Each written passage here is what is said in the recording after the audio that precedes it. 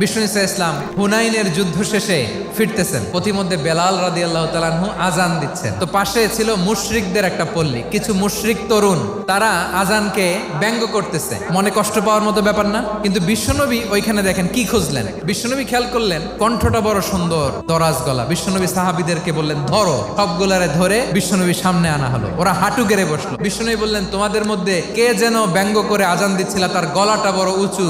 আবু মাহজুরা বলে আমার বন্ধুরা সবাই আমার দিকে আঙ্গুল দেখায়। আবু মাহজুরার মাথায় হাত দিয়ে বললেন এবার আজান দাও দেখি। আবু মাহজুরা বলে আমি তো আজান দিতে জানি না। বিশ্বনবী বললেন তাহলে আসো আমি তোমারে শিখাই দেই। বিশ্বনবী একটা বাক্য পরে, আবু মাহজুরা পরে, বিশ্বনবী পরে, আবু মাহজুরা পরে। আবু মাহজুরা বলে এক একটা বাক্য পড়ি আমার কলিজাটা গলে ঠান্ডা হয়ে যায়। বিশ্বনবীর সাথে দাঁড়িয়ে উনি শাহাদা পড়ে মুসলমান হয়ে গেলেন। বিষ্ণু ইসা ইসলাম বললেন যাও আবু মাহজুরা, আমি তোমাকে পৃথিবীর শ্রেষ্ঠতম মসজিদ মক্কার মসজিদুল হারামের মুয়াজ্জিন হিসেবে অ্যাপয়েন্ট করে দিলাম।